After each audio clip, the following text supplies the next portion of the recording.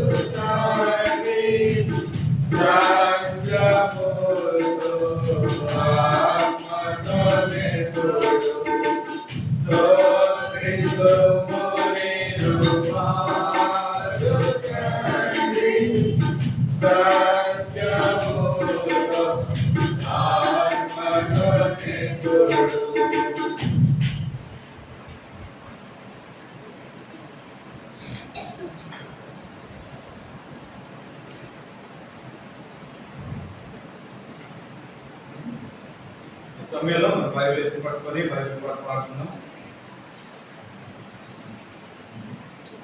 పఠింపశ్రేష్టగ్రంథము Bible, పఠింపశ్రేష్టగ్రంథము Bible, అనుదినం పఠించిన ప్రేమతోడ నడుపును.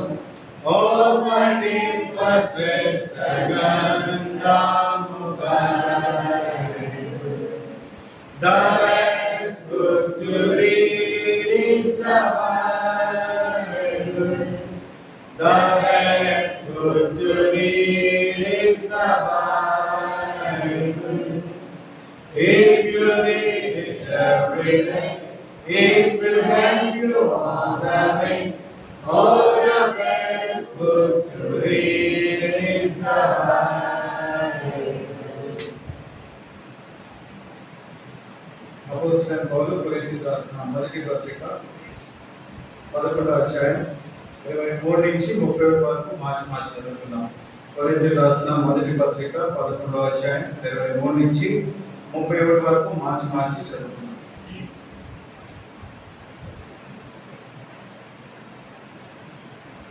నేను మీకు అప్పగించిన దాన్ని ప్రభువును పొందితిని. ప్రభువైన యేసు తాను అప్పగింపబడిన రాత్రి ఒక రొట్టెనెత్తుకొని కృతజ్ఞతాస్తుతులు చెల్లించి దాన్ని విడిచి మీ కొరకు నా శరీరము నన్ను జ్ఞాపకం చేసుకొనుటకై మీకు చేయమని చెప్పాను. ఆ ప్రకారమే భోజనం ఇవ్వకుండా ఆయన పాత్రనెత్తుకొని ఈ పాత్ర నా రక్తమైన కొత్త నిబంధన దీనిలో మీరు దీనిలో త్రాగడం నన్ను జ్ఞాపకం చేసుకోవటం దీన్ని చేయడని చెప్పాను.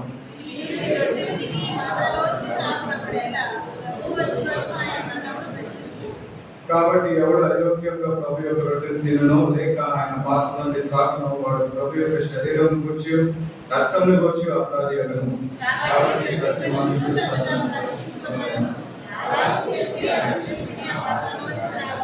ప్రభు శరీరం అని వివేచింప త్రాగవాడు తనకు శిక్ష అధికారులకై తిని త్రాగుచున్నాడు.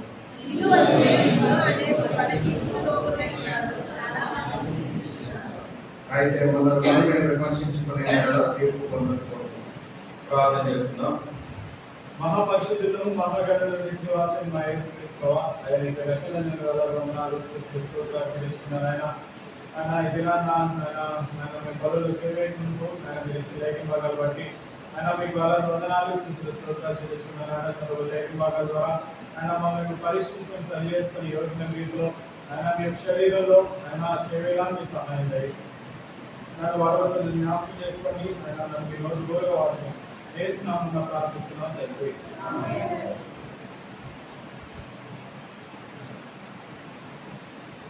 28వ వచనంలో మనం చూసుకున్నట్లయితే కాబట్టి ప్రతి మనుషుడు తను పరీక్షించుకున్న వాళ్ళను చేసి అరవని ఆ పాత్రలోనిది తాగవాలని.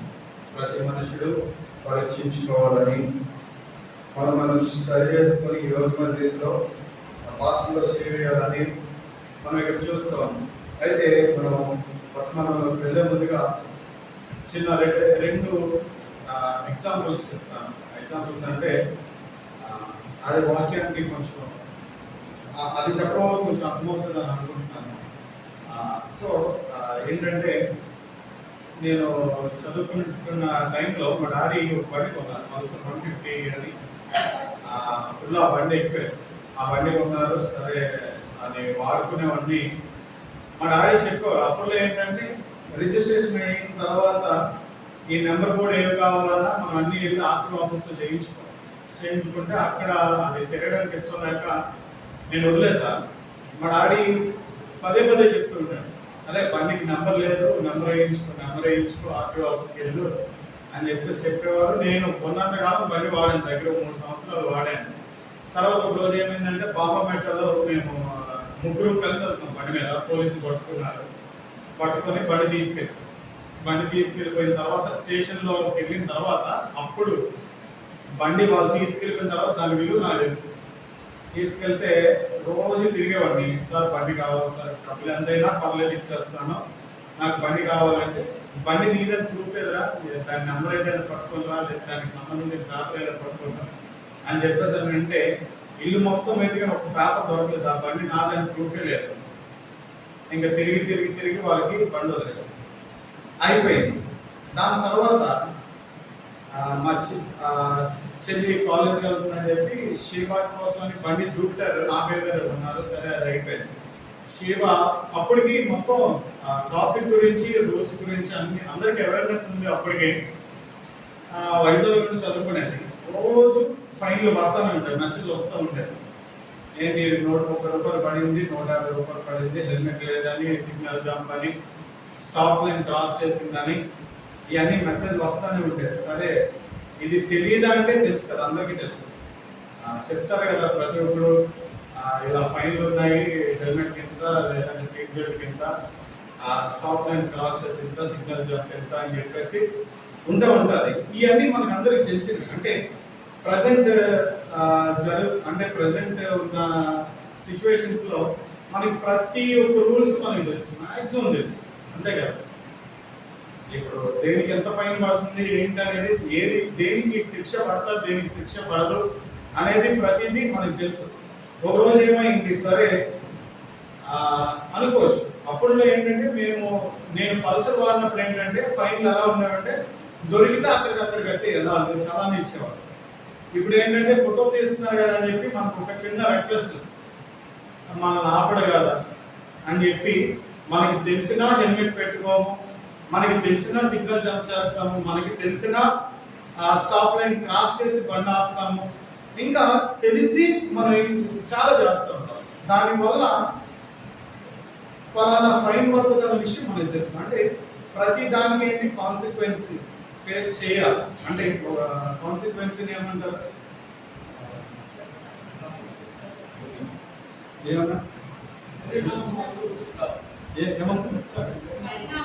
పరిణామం అంటే కాన్సిక్వెన్స్ ప్రతి దానికి ఫేస్ చేయాల్సి ఉంటుంది అనేది మనకి తెలుసు. అంటే ప్రతి దానికి మనం ఒక పెనాల్టీ పే చేయాలన్న విషయం తెలుసు. ఒకరోజు ఏమైందంటే నేను ఇంకో బండి కొత్త బండి తీసుకుంటున్నాను. నేను అనుకున్నా ఇది స్లోగా నేను క్లియర్ చేస్తుంటే ఈ పెనాల్టీలన్నీ క్లియర్ అయిపోయి. సరే మా డాడీ కూడా చెప్పారు, బండి మీద పెనాల్టీలు ఉన్నాయి కదా, షీబాబు పడుతున్నాయని చెప్పావు, అవి కట్టేయాల్సింది అని చెప్తానంటే ఆ డబ్బులు దేనికైనా ఉపయోగపడతాయని నేను ఖర్చు పెట్టేవాడిని. సరే మొత్తం అంతా అయిపోయింది. ఒకరోజు నేను బండి తీసుకునే టైంలో ఏమైందంటే మీ పేరు మీద ఇంకో బండి ఉంటే 1,00,000కి 10%, అంటే 1,10,000 మీరు ట్యాక్స్ పే చేయాలి. అప్పటికప్పుడు మళ్ళీ పరిగెట్టుకుని ఆర్టీఓ ఆఫీస్కి వెళ్ళి 4,000 చిల్లర పెనాల్టీ ఉంటే అది క్లియర్ చేశారు. అంటే ఎప్పటికైనా సరే పెనాల్టీ పే చేయక తప్పదు, ఖచ్చితంగా ఎప్పటికప్పుడు పే చేయాలి. ఒకవేళ నాకు ఆ సిచ్యువేషన్ రాలేదనుకోండి, ఎప్పుడైనా బ్రేక్ ఇన్స్పెక్టర్ పట్టుకుంటే వాళ్ళ దగ్గర నేను పే చేయాల్సి వచ్చింది. అంటే ఎక్కడైనా సరే నేను పే చేయడం తప్పదు. ఇక్కడ కూడా బైబిల్లో కొన్ని విషయాలు మనకి హెచ్చరికలు ఇస్తూ ఉంటాడు. దాన్ని మనం ఏం చేస్తూ ఉంటాం అంటే రెక్లెస్ గా ఉంటాం. ఒకసారి యోహాను సువార్త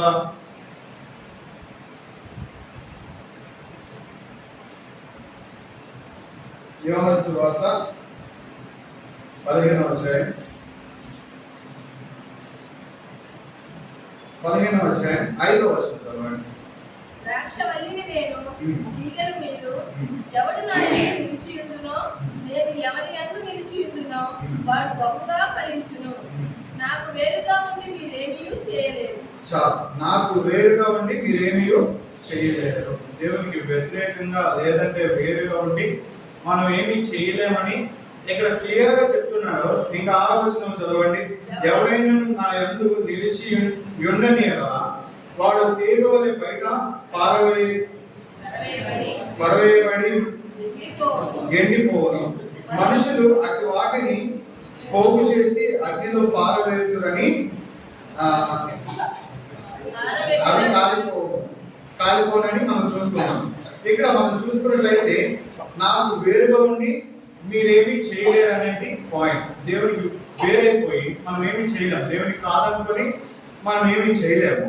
ఒకవేళ అలా ఉంటే పరిస్థితి ఏంటంటే 6వ వచనంలో మనం చూస్తున్నాం కదా, ఎవడైనా నా యందు నిలిచి ఉండని ఎడల వాడు తీగ వలె బయట పారవేయబడి ఎండిపోను. ఒక చెట్టుకి ఒక తీగ ఎండిపోయిందంటే అది పారవేయబడింది. దాన్ని ఏం చేస్తారు, తెల్లారి వాటర్ తుడిచేటప్పుడు మొత్తం తుడిసి ఒక దగ్గర పోగేసి దాన్ని తగలబెడతారు. అంటే అది ఎందుకు పనికిరానటువంటిదిగా మనం చూస్తాం. అంటే ఇక్కడ దేవునిలో ఉండకపోతే వచ్చే పరిస్థితి. వేరే ఉండి ఏమి చేయలేమని చెప్తున్నాడు. ఒకవేళ వేరైపోతే ఇంకా మనకి విలువే లేదని చెప్తా ఉన్నాడు. అయితే ఇక్కడ కొన్ని పెనాల్టీస్ ఉన్నాయి. అంటే ఈ వేరుగా ఉండడం వల్ల ఏంటి అని మనం చూసుకున్నట్లయితే ఆమోస్ గ్రంథము 4వ అధ్యాయం 1వ వచనం చదవండి.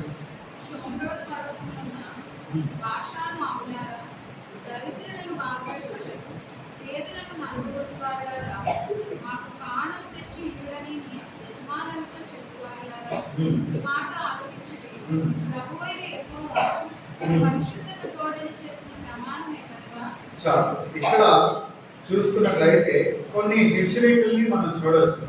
చివరి లైన్ లో మనం చూసుకున్నట్లయితే యెహోవా తన పరిశుద్ధతతోడని చేసిన ప్రమాణం ఏదనగా, యెహోవా ఏం చేస్తాడంట, ఆయన పరిశుద్ధత మీద తోడేసి ప్రమాణం చేసి చెప్తా ఉన్నాడు. ఏమని చెప్తున్నాడు, 2వ వచనం చదవండి. ఒక కాలం వచ్చుచున్నది, అప్పుడు శత్రువులు మిమ్మల్ని కొంపుల చేతను మీలో శేషించిన వారిని దానముల చేతను పట్టుకొని రాగుదురు. ఇటు అటు తొలగకుండా మీరందరూ ప్రాకారపు గండ్ల ద్వారా పోగుదురు. హర్మోను మార్గమున వెలివేయబడుదురు. ఇదే ఇక్కడ ఆయన పరిశుద్ధత మీద ఏం చేశాడు, ప్రమాణం చేసి చెప్తా ఉన్న మాట ఏంటి అని మనం చూసుకున్నట్లయితే, ఒక కాలం వచ్చుచున్నది, అప్పుడు శత్రువులు మిమ్మును కొంకిల చేత మీలో శేషించిన వారిని గాలముల చేతను పట్టుకొని లాగుదురు. ఇక్కడ మనం చూసుకున్నట్లయితే ఒక రోజు వస్తుంది, ఆ రోజు ఎలా ఉంటుందంటారంటే, మనం మన శత్రువుల చేతికి అప్పగించబడతాము. శత్రువు ఏం చేస్తారంటే కొంకిల చేత, హుక్స్ చేత మన బాడీకి హుక్స్ వేసి ఏం చేస్తారు, ఈడ్చగలుగుతారు అని చెప్పి అంటూ ఉన్నారు.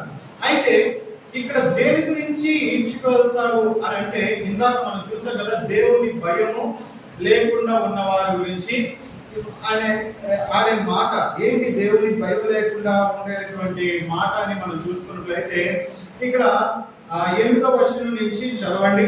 2-3 పట్టణముల వారు ఇల్లు త్రాగుటకు ఒక పట్టణమునికే పోగా అప్పటి మీరు వారికి చాలకపోయెను, అయినను మీరు నా తట్టు తిరిగిన వారు కాదు. చాలు, ఇది యెహోవా వాక్కు. ఇక్కడ చూసుకున్నట్లయితే 2-3 పట్టణాల వాళ్ళు ఏం చేశారంట, నీళ్లు తాగడానికి ఒకే చెరువు దగ్గరికి వచ్చారు. నీళ్లు మొత్తం అంతా అయిపోయేవి, భయంకరమైన నీళ్ళు లేకపోతే చాలా కష్టం కదా, అంతే కదా. లేకపోయినా ఉండొచ్చు, కానీ నీళ్ళు లేకపోవడం చాలా కష్టము. ఇక్కడ ఈ చివరి లైన్ లో మనం చూసుకున్నట్లయితే నీళ్లు లేనటువంటి పరిస్థితి వచ్చింది, అయినను మీరు నా తట్టు తిరిగిన వారు కాదు. ఇక్కడ ఏంటంటే కొన్ని హెచ్చరికలు స్టార్ట్ అవుతుంటాయి. ఫర్ ఎగ్జాంపుల్ చూసుకున్నట్లయితే స్టార్టింగ్ లో పెనాల్టీస్ వేసేటప్పుడు ఏం చేస్తాడంటే, పోలీసులకి ఒక 50 రూపాయలు ఇస్తే వదిలేసాడు. ఫస్ట్ ఏం చేసాడంటే బండి తాళాలు తీసుకెళ్లి బండి మీద పెట్టుకునేవారు. అప్పుడు ఒక 50 రూపాయలు ఇస్తే వదిలేసేవారు. దాని తర్వాత దాన్ని ఖచ్చితంగా చలానా రాయాలని చెప్పి ఆ స్టేషన్ కి ఇన్ని చలానాలు పడాలి, అంటే ఇన్ని కేసులు వీళ్ళు ఫైల్ చేయాలి. అంటే వాళ్ళ స్టేషన్ ఖర్చులు కానివ్వండి, పెట్రోల్ డీజిల్ ఖర్చులు కానివ్వండి, ఏ స్టేషన్ వాళ్ళే సంపాదించుకోవాలి కాబట్టి వీళ్ళు డ్యూటీ ప్రాపర్ చేయాలి. కాబట్టి ఏం చేసేవారంటే చలానాలు ఖచ్చితంగా అంటే అప్పుడు 100 రూపాయలు అయ్యింది హెల్మెట్ లేకపోతే. దాని తర్వాత దాన్ని 150 చేశారు. దాని తర్వాత 150 చేశారు. మళ్ళీ దాన్ని ఎందుకు కౌంట్ చేశారు, 120కి ఇచ్చారు. ఇప్పుడు మళ్ళీ 500. అంటే ఇవన్నీ ఏంటి, హెచ్చరికలు, అంతే కదా. హెచ్చరికలు అంటే మనకు అన్ని ఏమవుతుంది తెలుస్తుంది, కానీ మనకి ఏంటంటే ఒక రెక్లెస్నెస్. ఇక్కడ దేవుడు అనేక సూచనలు ఇస్తూ ఉన్నాడు. ఏంటి సూచనలు అని మనం చూసుకున్నట్లయితే, ఇక్కడ వీళ్ళు తాగడానికి నీళ్ళు లేవు, ఏమీ లేవు, కానీ ఏమవుతున్నారు వీళ్ళు, దేవుడు అంటే రెక్లెస్నెస్, అయినా సరే మీరు నా తట్టు తిరిగిన వారు కాదు. ఇప్పుడు మళ్ళీ 9వ వచనం చదవండి. మరియు ఈ సస్యములను ఎండు తెగులు చేతను కాటుక చేతను నేను పాడు చేసితిని, ఒక్కల పురుగు వచ్చి ఈ విస్తారమైన వనములను, ద్రాక్ష తోటలను, అంజూరపు చెట్లను, ఒలీవ చెట్లను తినివేసెను, అయినను మీరు నా తట్టు తిరిగిన వారు కారు. అయినను నా తట్టు తిరిగిన వారు కాదు. ఫస్ట్ నీళ్ళు లేవు. తర్వాత ఇప్పుడు పంటను పండించడం చాలా కష్టం. ఎన్నో నెలలు కష్టపడి ఒక పంటను పండిస్తారు. ఆ పంటను మొత్తం ఏం చేశారంటే గొంగళ పురుగులు వచ్చి తినేసాయి. అంటే ఇది ఇంకో సూచన. అంటే గొంగళ పురుగులు వచ్చి తినేసాయి, వీళ్ళు తినడానికి ఆహారం కూడా లేదు. అయినను సరే ఏం చేయలేదంట, అయినను మీరు నా తట్టు తిరిగిన వారు కాదు. ఇది యెహోవా వాక్కు. అయినా సరే ఏం చేయట్లేదు, మీరు నా తట్టు తిరగట్లా.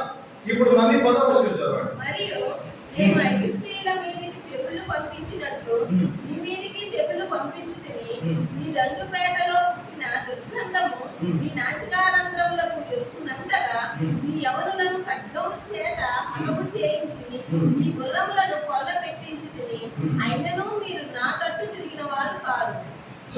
ఇక్కడ మనం ఇంకో హేతువుని మనం చూసినట్లయితే, మరియు ఐగుప్తీయుల మీద తెగులు పంపించినట్లు, ఐగుప్తీయుల మీదకి ఎలాగైతే తెగులు పంపించానో అదే ప్రకారం ఏం చేస్తాను, నేను మీ మీదకి తెగులు పంపించాను. ఏమైపోయారు, మీలో ఉన్న యవనస్తులు చనిపోయారు, ఖడ్గం చేత చంపుడు ద్వారా యవనస్తులు చనిపోయారు, మీ గుర్రాలు చనిపోయేవి. ఇవన్నీ కుళ్ళిపోవడం ద్వారా వచ్చే వాసన మీరు తట్టుకోలేనటువంటి పరిస్థితిలో ఉన్నారు. ఇక్కడ చూసినట్లయితే ఇక్కడ మనం చూస్తాం కదా,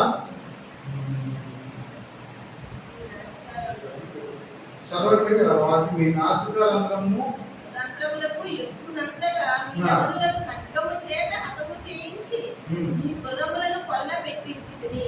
ఇక్కడ మీరు నాసిక రంధ్రములకు ఎక్కుదంతగా మీ నాసిక రంధ్రాల కంటే ఆ వాసన పేల్చలేకపోతున్నారు. ఏంటంట అక్కడ ఆ యవనులు శవాలు ఇంకా చూసుకున్నట్లయితే ఈ గుర్రాల యొక్క శవాలు ఇవన్నీ చనిపోవడం ద్వారా వచ్చిన కంపు ఏమవుతుంది, ఈ నాసిక రంధ్రాలకు ఎక్కినంత అంటే ముక్కు పేర్చలేకపోతుంది. అంటే అంత భయంకరమైన స్మెల్ వస్తుంది. కానీ ఏం చేయట్లేదు వీళ్ళు, అయినను మీరు నా తట్టు తిరిగిన వారు కారు. అయినా సరే ఏం చేయట్లేదు, మీరు నా తట్టు తిరిగిన వారు కారు. ఇప్పుడు చూసుకున్నట్లయితే అయినా సరే మీరు నా తట్టు తిరిగిన వారు కారు అంటే ఇప్పుడు ఫస్ట్ కొన్ని జరుగుతూ ఉన్నాయి. అవి జరిగినప్పుడు ఏం చేయాలి, జాగ్రత్త పడాలి, అంతే కదా. ఇప్పుడు ఫర్ ఎగ్జాంపుల్ ఒక 150 కట్టాము అనుకోండి, పెనాల్టీ 150 కట్టాము. నెక్స్ట్ టైం ఏం చేయాలి, హెల్మెట్ ఖచ్చితంగా పెట్టుకొని వెళ్ళాలి.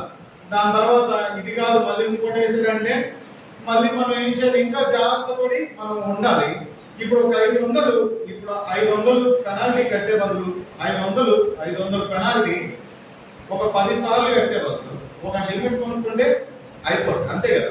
ఒకసారి మేము ముంబై వెళ్ళాము, కార్ పొల్యూషన్ లేదు, పొల్యూషన్ సర్టిఫికేట్ లేదు. అది అక్కడ చేయడం అంటే పొల్యూషన్ ఎంత చేయడం అన్న అవ్వట్ల, ప్రతి దగ్గర పోలీసు ఆపుతున్నారు. సరే వీడికి 500 ఇచ్చేస్తే అయిపోయింది కదా అని చెప్పేసి అనుకుని వాళ్ళకి 500 ఇచ్చేస్తే మరి ఇంకా దొరకలే అని అనుకునే వాళ్ళని ఒక రోజులోనే 3 సార్లు దొరికిపోయారు. 1500 పొల్యూషన్ చేయిస్తే 100 రూపాయలతో అయిపోయింది, అంతే కదా. ఇక్కడ మనం ఎంత జాగ్రత్తగా ఉండాలనేది ఇంపార్టెంట్. దేవుడు మనకి అనేక హేతువులు లేదంటే మనకి అనేక శోధనలు వచ్చినప్పుడు ఏమవ్వాలి, దేవునికి దగ్గర కూడా ఉండాలి. ఇక్కడ 11-12 వర్షాలు చదవండి. దేవుడు సొదొమ గొమొర్రాలను బోర్లదోసి నాశనము చేసినట్టు నేను మీలో కొందరిని నాశనము చేయగా మీరు మంటలో నుండి తీయబడిన కొరములైనట్టు తప్పించుకొంటిరి. అయినను మీరు నా తట్టు తిరిగిన వారు కారు, ఇదే యెహోవా వాక్కు. కాబట్టి ఇశ్రాయేలీయులారా, మీ ఎడల నేను ఇలాగునే చేయుదును గనుక ఇశ్రాయేలీయులారా, మీ దేవుని సన్నిధిని కనబడుటకై సిద్ధపడుడి. ఏం చేయాలంటే మీ దేవుని సన్నిధిని కనబడుటకై సిద్ధపడండి. మీ దేవుని సన్నిధిని కనబడుటకై సిద్ధపడండి అని చెప్తాను అంటున్నాడు. దానికి పైన చూసినట్లయితే 11వ వచనంలో దేవుడు సొదొమ గొమొర్రాలను బోరదోసి నాశనం చేసినట్టు నేను మీలో కొందరిని నాశనం చేయగా మీరు మంటలో నుండి తీయబడిన కరువులన్నిటి తప్పించుకుంటుంది. ఇక్కడ వీళ్ళు ఒక్కసారి అనిపిస్తుంటారు, అరే జస్ట్ మిస్ లో మనం తప్పించుకున్నాము అనే విషయం అనేది చాలా మందికి ఎక్స్పీరియన్స్ ఉంటుంది. అంటే జస్ట్ మిస్, జస్ట్ కొద్ది దీంట్లో తప్పించుకున్నానని మనం అనుకుంటాము. ఇక్కడ కూడా పరిస్థితి ఎలా ఉందంటే మంటలో ఇప్పుడు పెద్ద మంట వేసినప్పుడు ఏమవుతాయంటే కొన్ని ఇంటిపై నాకులు ఎగిరి గాల్లో ఎగిరి తప్పించుకుంటాయి. ఇప్పుడు పెద్ద మంట ఎలిగిస్తారు కదా, ఎలిగించినప్పుడు ఆ మంట కాలుతుంది ఏమవుతాయి, కొన్ని ఎండిపోయి నాకులు ఎగిరి అవి బూడిదైపోకుండా తప్పించుకుంటారు. అలా ఏమన్నా మనం తప్పించుకుంటాము అని చెప్పేసి అని అంటున్నారు. అలాంటి సిచ్యువేషన్ వస్తుంది. సిచ్యువేషన్ అయ్యే కొద్ది ఏమైపోతుంటది, శిక్ష పెరిగిపోతూ ఉంటుంది, అంతే కదా. మనం ల్యాగ్ చేసే కొద్ది శిక్ష పెరిగిపోతూ ఉంటుంది. కాబట్టి మనం ఎంతో జాగ్రత్తగా ఉండాలి దేవుని విషయంలో. మనం చూసుకున్నట్లయితే 12వ వచనంలో మనం చూస్తాం కదా. కాబట్టి ఇశ్రాయేలీయులారా, మీ ఎడల నేను ఇలాగు చేయుదును కనుక ఇశ్రాయేలీయులారా, మీ దేవుని సన్నిధిని కనబడుటకై సిద్ధపడుడి. మీరేం చేయాలి అంటే దేవుని సన్నిధిని కనబడుటకై సిద్ధపడుడి. ఈ ప్రస్తుత దినాల్లో చూసుకున్నట్లయితే దేవుడు అంటే ఎంతో రెక్లెస్నెస్. మనకి ఏది చూసుకున్నా ఏంటంటే దేవుని విషయంలో ఎంతో నిర్లక్ష్యంగా ఉంటాం. ఇక్కడ కూడా ఈ ఇశ్రాయేలు ప్రజలు ఏంటంటే దేవుని భయం లేకుండా జీవిస్తుంటారు. అందుకనే 4వ అధ్యాయం 1వ వచనంలో అంటారు కదా, 1వ వచనం చదవండి. షోమ్రోను పర్వతమునన్న బాషాను ఆవులారా, దరిద్రులను బాధపెట్టుచు పేదలను నలుగుకొట్టు వారలారా. చాలు. ఇక్కడ మనం చూసుకున్నట్లయితే దరిద్రులను బాధపెట్టుచు పేదలను నలుగొట్టు వారలారా. ఇక్కడ దరిద్రతలో ఉన్న వారిని బాధ పెడుతూ ఇంకా పేద ప్రజల్ని ఏం చేస్తున్నారంటే నలగొడుతున్నారంట. అంటే అంత భయంకరమైన పరిస్థితిలో వీళ్ళు ఉంటా ఉన్నారు. అంటే ఇశ్రాయేలీలు ఉంటా ఉన్నారు. అంటే ఇది మొత్తం ఎలా జరుగుతుంది అని అంటే దేవుని మందిరానికి రాకపోవడం ద్వారా, లేదంటే దేవుని భయం వీళ్ళు లేకపోవడం ద్వారా ఏమవుతుంది, వీళ్ళు ఎంతో భయంకరమైన పరిస్థితిలో ఉన్నారు. నేను ఇక్కడ ఏమని చేస్తున్నాడు, యెహోవా తన పరిశుద్ధత తోడని చేసిన ప్రమాణం ఏదనగా, దేవుడు ఏం చేస్తాడంట, ఆయన పరిశుద్ధత తోడని ప్రామిస్ చేస్తూ చెప్తున్న మాట ఒక రోజు వస్తుంది. ఆ రోజు ఏమవుతుందంట, శత్రువుల చేతికి మనల్ని అప్పగిస్తాడు. శత్రువుల చేతికి మనకు అప్పగిస్తాడు. ఎందుకు శత్రువుల చేతికి అప్పగించేస్తానని చెప్పేసి అంటాడంటే, ఆయన ఆల్రెడీ చాలా హెచ్చరికలు ఇస్తూ ఉన్నాడు, చాలా సూచనలు ఇస్తూ ఉన్నాడు, చాలా హెచ్చరిస్తూ ఉన్నాడు. ఒక సిచ్యువేషన్ వస్తే వాటర్ లేదు, ఒక సిచ్యువేషన్ వస్తే తినడానికి ఆహారం లేదు, ఇంకో సిచ్యువేషన్ వచ్చేసరికి ఏమవుతుందంట, తెగుళ్ళు వచ్చేస్తుంది. అది ఒకటే కాకుండా ఏమవుతుందంట, ఈ ఈ వాళ్ళు ఉన్న యవనస్తులు ఇంకా వాళ్ళ గుర్రాలన్నీ చచ్చిపోయి ఆ కంపు పట్టలేనంతగా ఆ ఊరు మొత్తం ఉంటా ఉన్నది. అయినా సరే వీళ్ళు మారట్లేదు. ఇక్కడ 11వ వచనంలో మనం చూసుకున్నట్లయితే, ఈ సొదొమ గొమొర్రాలో ఈ అగ్ని గంధకాల్లో నుంచి ఎలాగైతే ఈ ఎండిపోయిన తప్పించుకుంటాయో, అలా మిస్ అయిన వాళ్ళ ఇప్పటికైనా ఏం చేయండి, నా దగ్గర రండి అని చెప్పేసి అన్నాడు. దేవుని మందిరానికి రండి. ఆయన మందిరానికి వచ్చేటప్పుడు ఎలా రావాలి అని మనం చూసుకున్నట్లయితే, కీర్తనలు ద్వితీయోపదేశకాండము 16వ అధ్యాయం 30వ వచనం చదవండి.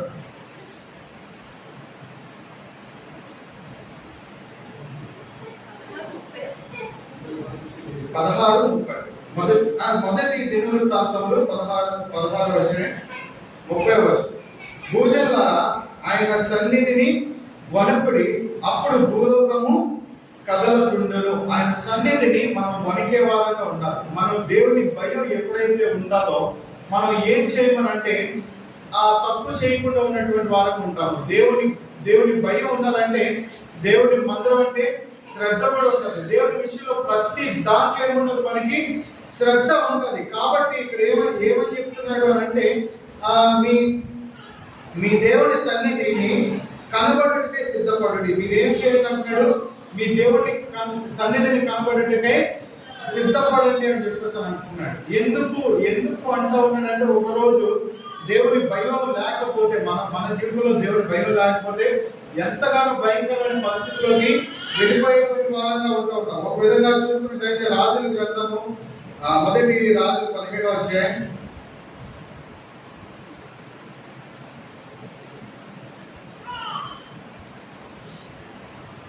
18వ వచనం చదవండి. ఆమె ఎలీయాతో, దైవజనుడా, నా యొద్దకు నీవు రానిమిత్తమేమి? నా పాపమును నాకు జ్ఞాపకం చేసి నా కుమారుని చంపుటకై నా యొద్దకు వచ్చితివా అని మనవి చేయగా. ఇక్కడ ఈ సారపతి విధవరాల గురించి మనం చూసుకున్నట్లయితే, ఈవిడ కూడా ఏం చేస్తుంది అని అంటే, దేవుని కార్యాన్ని చూస్తూ ఉంటది. అంతే కదా, మనం కూడా ఏంటంటే, దేవుడు మన పట్ల చేసిన కార్యాన్ని మనం ఎరిగే ఏం చేస్తుంటాం, దేవునికి దూరం అయిపోతుంటాం, దేవునికి భయం లేకుండా బిహేవ్ చేస్తుంటాం. ఇశ్రాయేలీలు ఎవరు? దేవుని ప్రజలు ఏం చేస్తున్నారు, ఎంతో భయంకరమైన పరిస్థితిలో ఉన్నటువంటి వారు ఉంటున్నారు. దేవుడు మొత్తున్నాడు, వాళ్ళని హెచ్చరిస్తున్నాడు, అనేక సూచనలు జరుగుతున్నాయి. కానీ అయినను మీరు నా తట్టు తిరగకపోతే, అయినా సరే ఏం చేయగలదంట, ఆయన తట్టు తిరగట్లేదని చెప్పేసి అంటాడు. ఇక్కడ కూడా ఈ సారపతి విధవరాల గురించి చూసినట్లయితే, ఇక్కడ ఏలి ఆవిడ దగ్గరికి వచ్చినప్పుడు ఏంటంటే ఏమంటది, ఇక్కడ నా దగ్గర కొంచెం పిండి కొంచెం నూనె మాత్రం ఉన్నది, దీంతో నేను నా కుమారుడు మేము అప్పాలు చేసుకొని ఇది తినేసి చచ్చిపోతాం అంటే, ఈ తినడం ద్వారా వచ్చిన శక్తిని బట్టి ఎన్ని రోజులు బట్టి తన రోజులు బతితో, దాని తర్వాత అదే ఫైనల్ మీల్, దాని తర్వాత మేము చచ్చిపోతాం అని చెప్పేసి ఇక్కడ చెప్తారు. సరే, చెప్పిన తర్వాత ఇక్కడ 13వ వచనం చదవండి. అప్పుడు ఎలీయా ఆమెతో ఇట్లనెను, భయపడవద్దు, పోయి నీవు చెప్పినట్లు చేయము. అయితే అందులో నాకు ఒక చిన్న అప్పము మొదట చేసి నా యొద్దకు తీసుకొని రమ్ము, తరువాత నీకును నీ బిడ్డకును అప్పములు చేసి కొనుము. భూమి మీద యెహోవా వర్షము కురిపించు వరకు ఆ తొట్టిలో ఉన్న పిండి తక్కువ కాదు, బుడ్డిలో నూనె అయిపోదని ఇశ్రాయేలీయుల దేవుడైన యెహోవా సెలవిచ్చుచున్నాడు అనెను. అంతటా ఆమె వెళ్ళి ఎలియా చెప్పిన మాట చొప్పున చేయగా అతడును ఆమెయు ఆమె ఇంటి వారును అనేక దినములు భోజనం చేయుచూ వచ్చిరి. యెహోవా ఎలియా ద్వారా సెలవిచ్చిన ప్రకారము తొట్టిలో ఉన్న పిండి తక్కువ కాలేదు, బుట్టిలో ఉన్న నూనె అయిపోలేదు. ఇక్కడ ఈ సారెపతి విధవాలకు ఉన్న సిచ్యువేషన్ చెప్తాను.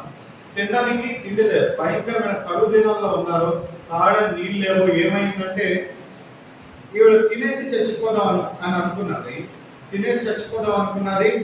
సరే ఇక్కడ ఏది అడిగితే ఆయన చెప్పిన ప్రకారం ఏం చేసింది, ఆయన తీసుకొచ్చి అప్పాలు ఇచ్చింది.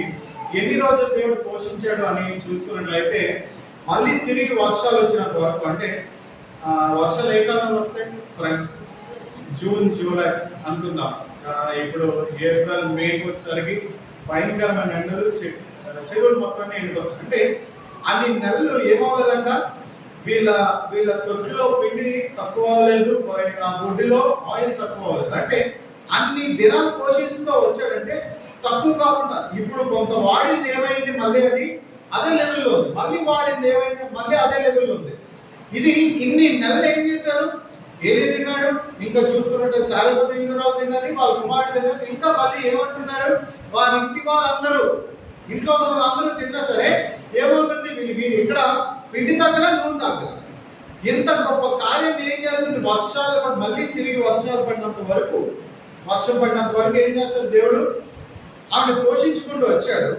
అంత కార్యం చూసిన ఈవిడ ఏం చేస్తుంది? 18వ వచనంలో ఆమె ఏలియాతో, దైవజనుడా నా యొద్దకు నీవు రానిమిత్తమేమి, నా పాపం నాకు జ్ఞాపకం చేసి నా కుమారుడిని చంపుడికే నా యొద్దకు వచ్చిందో అని మనవి చేయగా ఏం చేస్తుంది అంటే దేవునికి మళ్ళీ తిరుగుబాటు చేస్తుంది. ఈవిడ ఏం చేస్తుంది? దేవునికి వ్యతిరేకంగా మాట్లాడుతుంది. ఆయన ఏలి దగ్గరికి వచ్చి, నా దగ్గరికి అసలు ఎందుకు వచ్చావు నువ్వు? నా పాపం నాకు జ్ఞాపకం చేయడానికి నా దగ్గరికి వచ్చావా అని చెప్పి ఏం చేస్తుంది? క్వశ్చన్ చేస్తుంది. ఒక విధంగా చూసుకున్నట్లయితే సారెపతి విధురాలు బైబిల్ ఎక్కడ పాపం చేసినట్టు ఉండదు. ఆవిడ చేసి అనుకున్న పాపం ఏమై ఉంటది? ఏది అడగగానే నేను ఆ పిండి దేనికుంది, నాకు నా కుమారుడికి మాత్రం ఉంది, అదే పెద్ద పాపని ఆవిడ అనుకుని ఉండొచ్చు. అంటే ఎంత గొప్ప కార్యాన్ని చూసినప్పటికీ కూడా మానవుడు ఏమైపోతుంటాడు? దేవునికి వ్యతిరేకంగానే బిహేవ్ చేస్తుంటాడు. ఏదైనా కలిగినప్పుడు ఏం చేయాలి? దేవునికి హత్తుకునే వారంగా ఉండాలి, కానీ ఏమైపోతాం? మనం తిరుగుబాటు చేసే వారంగా ఉంటాం. ఇక్కడ ఒకసారి చూసుకున్నట్లయితే ఆమోసు గ్రంథం 4వ అధ్యాయం 8వ వచనం నుంచి ఆఖరి లైన్లో మనం చూసుకున్నట్లయితే అయినను మీరు నా తట్టు తిరిగిన వారు కాదు. 9వ వచనం అయినను మీరు నా తట్టు తిరిగిన వారు కాదు. 10వ వచనం అయినను మీరు నా తట్టు తిరిగిన వారు కాదు. ఇక్కడ 11వ వచనంలో చూసుకున్నట్లయితే అయినను మీరు నా తట్టు తిరిగిన వారు కాదు. ఎన్ని శోధనలు వచ్చినా భరించడానికి చూస్తాము, లేదంటే దాని నుంచి ఎస్కేప్ అవ్వడానికి మనం ఏదో ప్లాన్ చేసుకుంటాం, కానీ దేవుని తట్టు తిరిగిన వారు అయ్యేవారుగా ఉంటాం. దేవునికి ఎప్పుడైతే దగ్గర అవుతూ ఉంటామో ఏమవుతుంది? దేవుడు మన పట్ల అనేక కార్యాలు చేస్తూ ఉంటాడు. ఇక్కడ ఇవన్నీ జరుగుతూ ఉన్నాయి. దేనికి జరుగుతున్నాయి అంటే వీళ్ళు మందిరానికి వెళ్ళకపోవడం ద్వారా, లేదంటే మందిరానికి వెళ్ళకపోవడం ద్వారా ఏం లేదు, వీళ్ళలో విశ్వాసం లేదు, ఇంకా చూసుకున్నట్లయితే దేవుని భయం లేదు, వీళ్ళు ఇష్టానుసారంగా జీవిస్తున్నటువంటి పరిస్థితి. కాబట్టి ఏమవుతుంది? వీళ్ళకి అనేక శోధనలు వస్తాయి. ఆ శోధనలు వచ్చినప్పుడు కూడా ఏం చేయట్లేదు, వీళ్ళు గ్రహించలేకపోతున్నారు. అంతే కదా, గ్రహించలేకపోతున్నారు. ఫర్ ఎగ్జాంపుల్ చూసుకున్నట్లయితే అది భయంకరమైన రెక్లెస్ గా కనబడుతుంది. ఇప్పుడు చూసుకుందాము. నేను నెల ఎప్పుడైనా పెనాల్టీ పడినప్పుడు మా డాడీ చెప్పాడు, దానికి డబ్బులు కట్టేయాలని చెప్పేసి నేను లోన్ అవే కదా కట్టే అంటే, సరే నేను ఎందుకు తర్వాత పట్టుకున్నాము, ఎప్పుడైనా కట్టుకోవచ్చు కదా అని చెప్పి నేను అనుకునేవాడిని. మొత్తం కట్టిక ఇది మొత్తం అంతా పెరిగి 4,600 చిల్లర అయింది. ఒక బండి తీసుకుంటాం అంటే అప్పటికి ఏం చేస్తుంటాం, మన దగ్గర ఉన్న సేవింగ్స్ మొత్తం అంతా దాని మీద ఇన్వెస్ట్ చేసి ఉంచుతాము. నాకు ఏమనిపించింది, బండికి ఇంకేమైనా ఎక్స్ట్రా స్పేస్ వేయించుకుందాం అని చెప్పేసి ఆ స్పేర్స్ అసెంబ్లీ చేసామని చెప్పాను వాడు అది చేసిన తర్వాత ఏమైంది, కరెక్ట్ బండి రిజిస్ట్రేషన్ నా పేరు మీద అవ్వాలి. అయ్యేసరికి మీ పేరు మీద ఆల్రెడీ బండి ఉంది సార్, ఇలా ఉంటే 1,10,000 మీకు కట్టాలని చెప్పేసి అనేసరికి ఇప్పుడు ఏం చేయాలి, బండి ఆ పాత బండిని మళ్ళీ వేరే వాళ్ళ మీద ట్రాన్స్ఫర్ చేయాలి. ఆర్టీ ఆఫీస్కి వెళ్తే 4,000 చెల్లు ఉంది. నేను ఏదైతే ఆ డబ్బులు సేవ్ చేసుకుని బండికి ఏమైనా స్పేర్స్ వేయద్దాం అనుకున్నానో అవి ఏం చేయాల్సి వచ్చింది, వీటి కట్టాల్సి వచ్చింది. ఎప్పటికైనా మనం ఏం చేయక తప్పదు, పెనాల్టీ కట్టక తప్పదు. ఒక రోజు ఏం చేస్తాడంటే గట్టిగా మొత్తుతాడు, అంతే కదా. చిన్న చిన్నవే జరిగాయి, తర్వాత ఏం చేస్తాడు, స్లాబ్ వదిలేస్తాడు. ఇక్కడ 4వ వచనంలో మనం చూస్తాం కదా, రెండవ వచనం చదవండి. ఒక కాలం వచ్చుచున్నది, అప్పుడు శత్రువులు మిమ్మును కొంకిల చేత మీలో శేషించిన వారిని గాలాల చేతను పట్టుకొని లాగదు. ఒక రోజు వస్తుందంటే ఏం చేస్తాడు, మనం డైరెక్ట్ గా శత్రువుల చేతికి అప్పచెప్తాడు. శత్రువులు వాడికి నచ్చింది చేసుకుని వెళ్ళిపోతుంటాడు. దేవుడు మనల్ని కాపాడేవాడిగా ఉంటాడు. కాబట్టి ఈ దినాన్న ప్రభు బలలో చేసే ముందుగా మన పరిస్థితి ఎలా ఉంది, మనం దేవుని విషయంలో ఎలా ఉన్నాం అనేది మనల్ని మనం పరీక్షించుకోవాలి. అది మన దేవుడికి మనకి ఉన్న రిలేషన్ చిన్నదిగా ఉన్నప్పుడే మనం ఏం చేయాలి, దాన్ని సాల్వ్ చేసుకుంటే తర్వాత ప్రాబ్లం ఉండదు. అది ఎప్పుడైతే దేవుడికి మనకి ఎడబాటు ఎక్కువైపోతుందో అప్పుడు ఏమవుతుంది, దేవుడు పూర్తిగా మనల్ని విడిచిపెడతాడు. ఆ రోజు ఏం చేస్తాడు, మనల్ని మన శత్రువు చేతికి అప్పచెప్తూ ఉంటాడు. అంతే కదా, ఒక శత్రువు చేతికి మనకు అప్పగించాడంటే, ఇప్పుడు ఎవరో ఒక మన శత్రువు ఉన్నాడు, మనకి కన్నవాడు ఉన్నాడు, వాడు మన మీద గెలుస్తున్నాడంటే ఎలా ఉంటుంది, అది ఎంతో తక్కువ అయినట్టే కదా. కాబట్టి ఇది జ్ఞాపకం చేసుకొని మనం ఈ దినాన్న ప్రభు బలలో చేయవలసి ముందుగా దేవుని విషయంలో ఎలా ఉన్నాం అనేది మనం పరీక్షించుకొని, ఒకవేళ అలా లేకపోతే ఇది హెచ్చరికగా తీసుకొని మనం ఈ దినాన మనం సరి చేసుకొని ప్రభు బలలో యోగ్యమైన రీతిలో చేయగలుగుతాం. దేవుడి వాక్యం దీవించును గాక.